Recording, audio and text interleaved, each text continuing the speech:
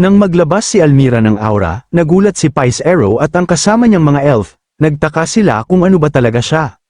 Nang makita naman ito ni Ursula, bakas din sa kanyang mukha ang pagkagulat.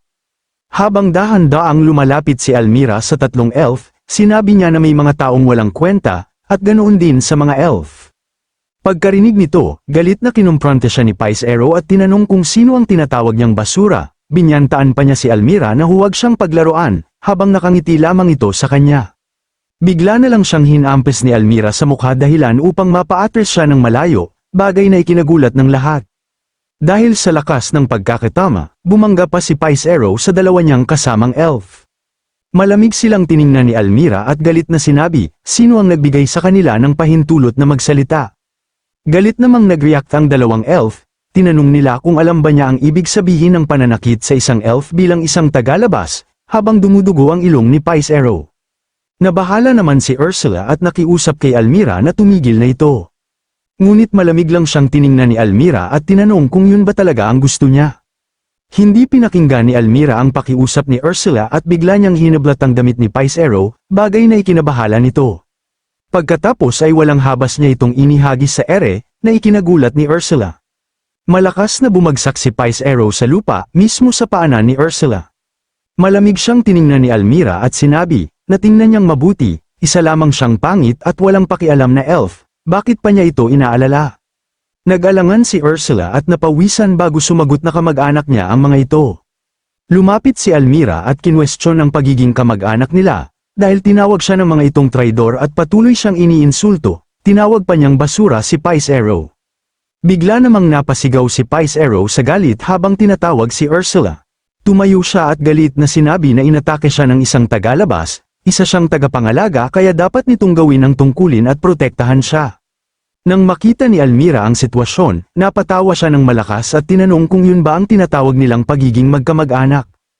Sa kabila ng ginawa ni Pice Arrow, napapikit na lamang si Ursula at hindi makapagsalita. Dahil wala itong ginagawa, lalo pang lumaki ang galit ni Pice Arrow sa kanya. Galit na itinulak ni Pice Arrow si Ursula at pinagbintangan itong traidor habang pinapalayas mula sa Greenuth.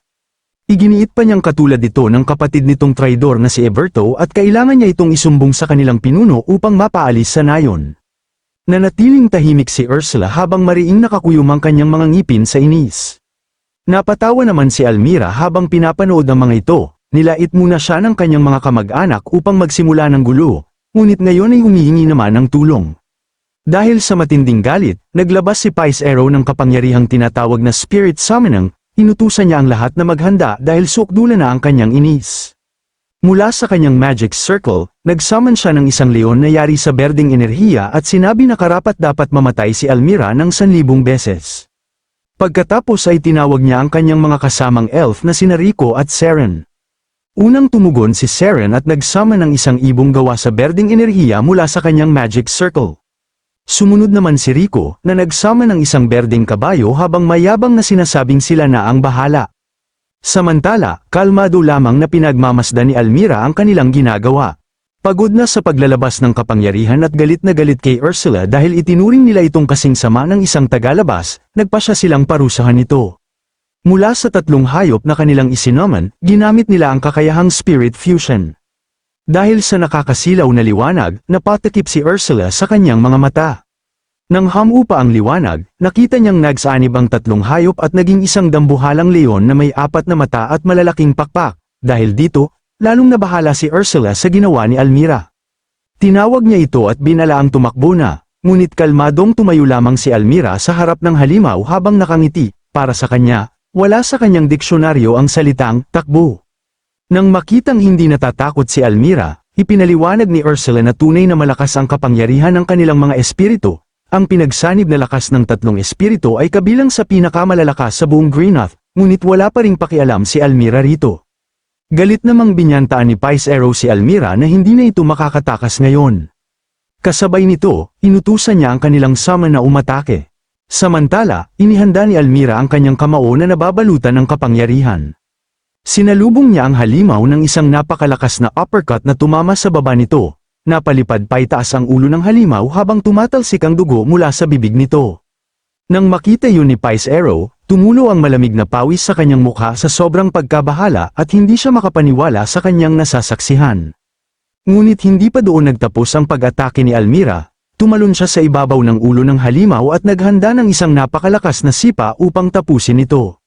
Sa tindi ng lakas, bumagsak ang halimaw sa lupa na nagdulot ng malakas na pagsabog at nagpalipad ng alikabok sa paligid. Napatawa na lamang si Almira at sinabing kabilang man sila sa pinakamalalakas sa Greenoth, hindi naman sila ganoon kalakas. Mapang-asar siyang tumawa habang nakaupo sa ibabaw ng natalo niyang halimaw. Samantala, hindi maiwasan ng mga elf na mabahala dahil napakadali lamang natalo ng kanilang pinagsanib na kapangyarihan. Bumaba si Almira habang nanlilisik ang mga mata at tinanong ang mga elf kung handa na ba sila. Agad namang sumugod si Pice Arrow gamit ang kamay na nababalutan ng berdeng enerhiya upang tapusin si Almira. Ngunit sa isang iglap, tinamaan siya ng napakalakas na suntok sa sikmura na nagpayanig sa kanyang buong katawan. Dahil sa matinding sakit, napasuka si Pice Arrow habang unti-unting naglalaho sa hangin ang kanilang pinagsanib na kapangyarihan. Habang nakaluhod siya sa lupa, mapang-asar na tinanong siya ni Almira kung natatandaan pa ba nito ang sinabi niyang papatayin sila. Tumawa si Almira at sinabing handa pala siyang magpakamatay. Sa kabilang banda, takot namang nakikiusap ang dalawa niyang kasamang elf na huwag patayin ang kanilang kapatid at inaming nagkamali sila. Napatingin si Almira sa kanyang likuran nang tawagin siya ni Ursula.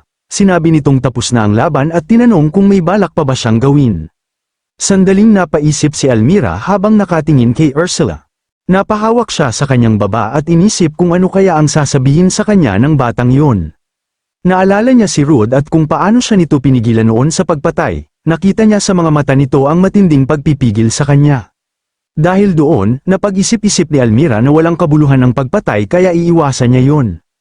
Pagkarinig nito, napaupo sa lupa ang dalawang elf sa sobrang ginhawa dahil inisip nilang ligtas na sila. Ngunit sa panig ni Pice Arrow, iniisip niyang isa talagang halimaw ang kanyang kalaban, hindi pa siya kailanman napahiya ng ganito kaya naghahanap siya ng paraan upang makaganti.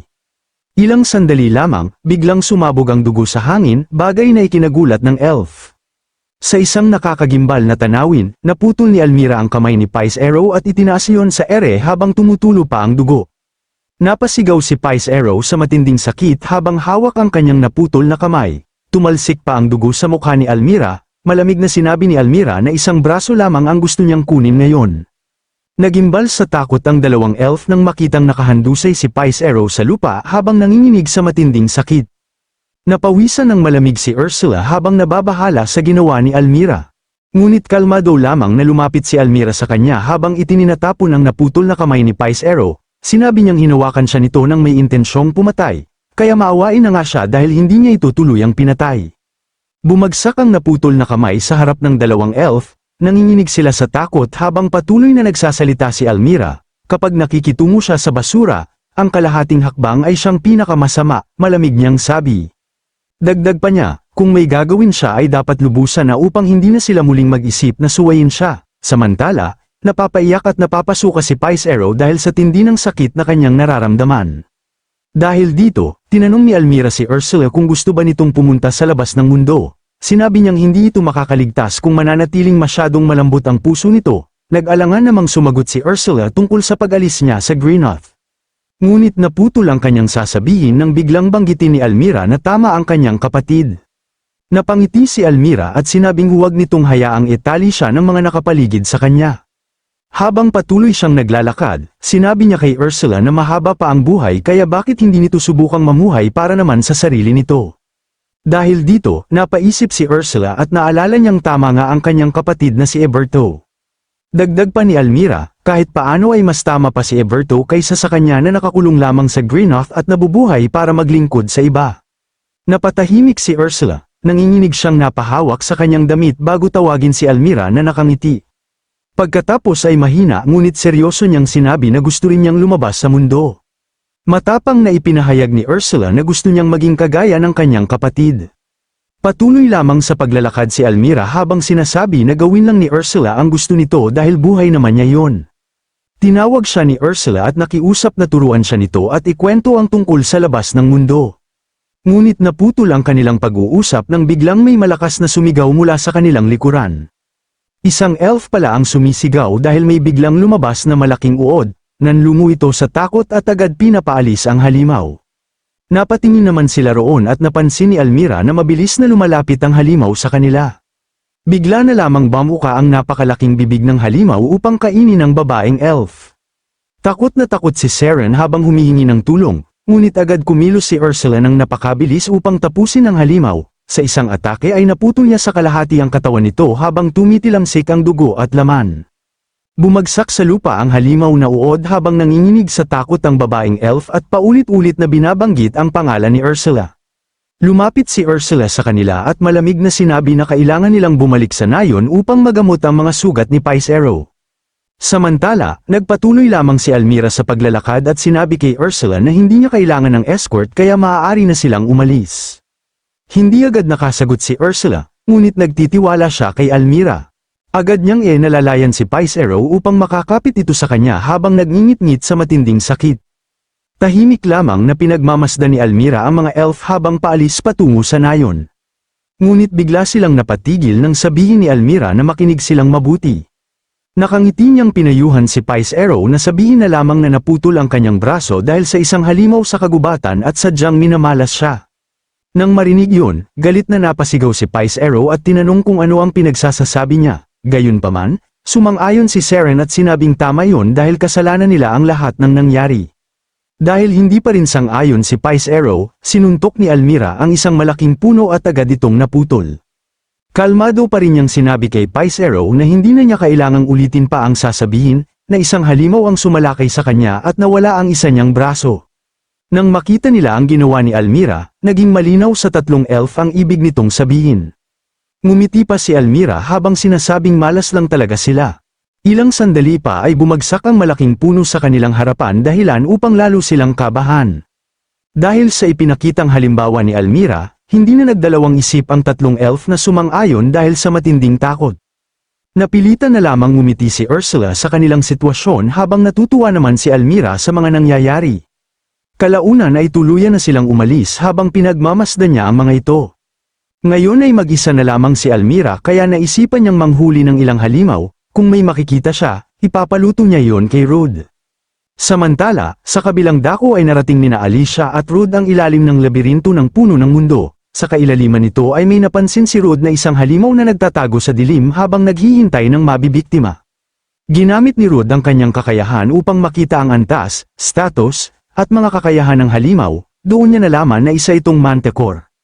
Nagulat si Rod nang makakita ng isang manticore, naalala niya ang nabasa niya sa journal na nagsasabing napakasarap daw nito kapag binalot sa dahon ng world tree at inihaw, dahil doon ay tila nawala ang tensyon na kanyang nararamdaman at naisip niyang malapit na sila sa floor boss chamber. Napabuntong hininga naman si Alicia habang naaalala si Almira na naghihintay sa kanila at malamang ay nagugutom na. Binanggit naman ni Rod na magandang pagkakataon nito dahil magiging perpektong souvenir iyon para sa kanya. Habang nag-uusap sila, bigla na lamang sumugod ang halimaw ng napakabilis. Ginamit pala nito ang kakayahang flash step upang salakayin sila. Ngunit sinamantala ni Rod ang pagkakataon at sinalubong ang halimaw gamit ang kanyang espada, isang malaking hiwa ang tumama sa dibdib ng manticore. Natuwa naman si Rod dahil pamilyar sa kanya ang galaw na yun. Dahil sa nangyari, nanlilisik ang mga mata ng halimaw habang naglalabas ito ng gintong liwanag. Biglang sumiklab ang matinding liwanag sa paligid, ginamit pala ng halimaw ang kakayahang tinatawag na Gaze of the Beast King, kung saan pinipigilan ito ang galaw ng target gamit ang awtoridad ng isang halimaw na hari. Ngunit buong kumpiyansang sinabi ni Rod na masama yun para sa halimaw dahil walang epekto sa kanya ang paralysis sapagkat kaya niya itong ipawalang bisa. Si Rod naman ang umatake gamit ang kanyang flash step. Sa bilis ng kanyang galaw, nahati sa dalawa ang katawan ng halimaw dahil sa napakalawak na hiwa ng kanyang espada. Hindi naman maiwasang mamangha ni Alicia sa kanyang ginawa. Habang bumabagsak ang halimaw sa lupa at nag-aangat ng alikabok sa paligid, hindi makapaniwala si Alicia na napakadali nitong natalo ang isang manticore, napansin niyang lalo siyang lumalakas. Ngunit sinabi ni Rod na hindi pa rin sapat ang kanyang lakas. Ipinaliwanag niya na kung gusto nilang talunin si Eta, kailangan pa nilang maging mas malakas sa lalong madaling panahon. Natawa naman si Alicia at sinabing tama siya, sama-sama silang magiging mas malakas pa, na agad namang sinang-ayunan ni Rod. Matapos ang mahabang paglalakad, narating nila ang ilalim ng labirinto kung saan naroon ang isang napakalaking pintuan. Nang makita yon, natuwa ang dalawa dahil sa wakas ay narating nila ang floor boss chamber. Sinabi ni Alicia na kailangan nilang maghanda. Ngunit biglang napawi ang kanilang saya nang makarinig sila ng isang napakalakas na kalabog mula sa loob. Nagulat silang dalawa nang biglang mabitak ang malaking pintuan. Ilang sandali lamang ay may isang napakalaking halimaw na sumabog palabas at winasak ang pintuan sa pira-piraso mula sa loob ng silid. Napaatras ang dalawa dahil sa pagsabog ng matinding puwersa. Agad namang tinanong ni Rude si Alicia kung ayos lamang siya at sinabi nitong maayos naman siya. Mula sa floor boss chamber ay lumabas ang isang napakalaking halimaw na uod. Nagtaka si Rude dahil hindi pa siya nakarinig ng floor boss na winuwasak ang sarili nitong pintuan upang umatake. Sinabi naman ni Alicia na maraming kakaibang nangyayari sa labirintong yun kaya tila walang imposible. Bigla na lamang umungol ng napakalakas ang halimaw at mabilis na sumugod sa kanilang dalawa. Nagulat si Rude sa hindi inaasahang bilis ng halimaw.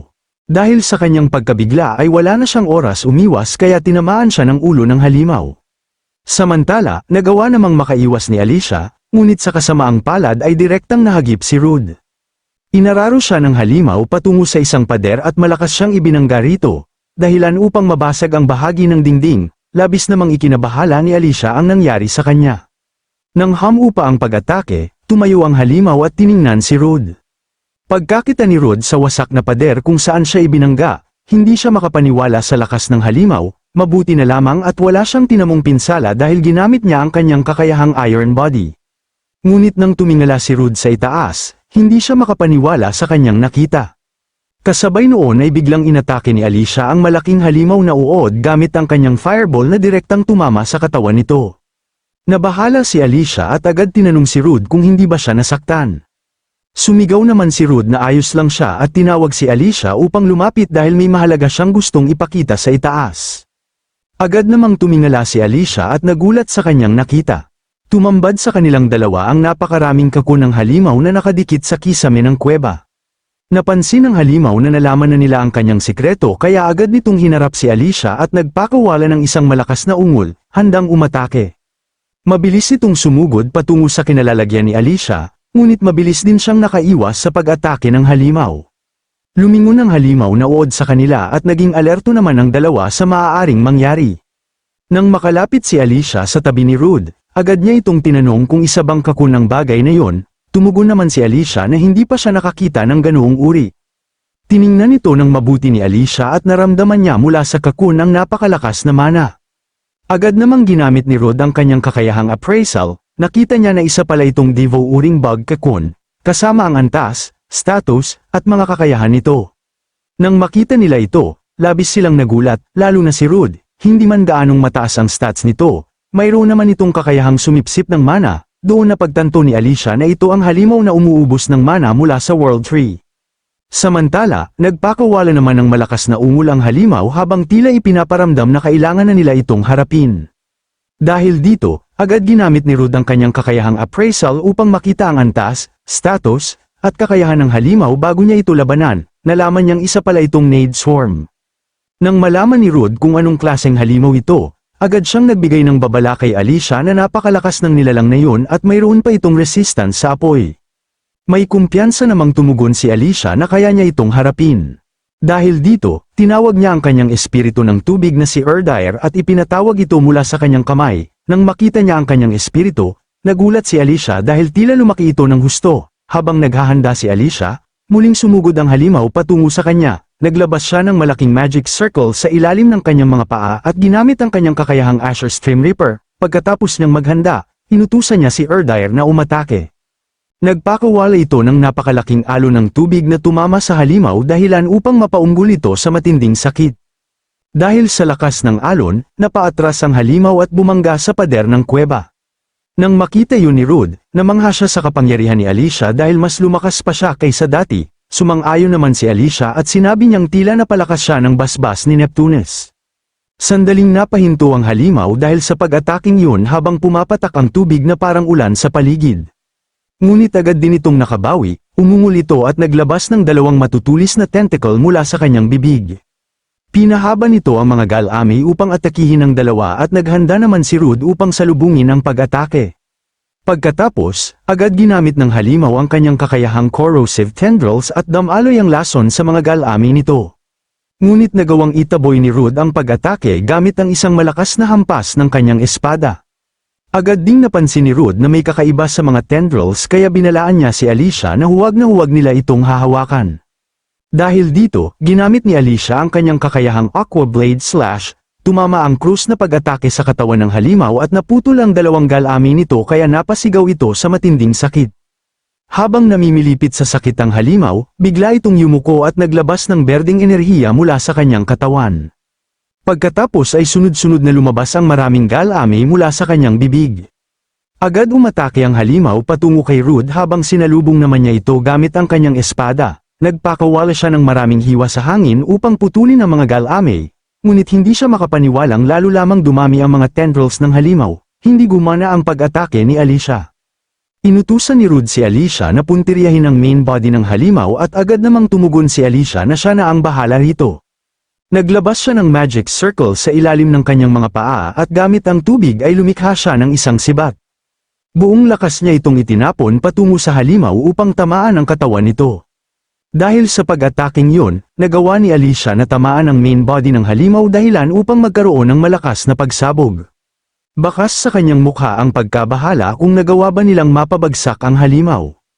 Mula sa itaas ng pader, sandaling napatigil ang halimaw at nanghina, ngunit sinabi ni Rude na para sa ganoong kalaking halimaw ay hindi ito basta-bastang matatalo, nanghihina lamang ito at nasa huling bahagi pa sila ng laban. Ilang sandali lamang ay muling kumilos ang halimaw. Gamit ang kanyang mga galami mula sa kisame ng labirinto, kumuha ito ng isang kakun.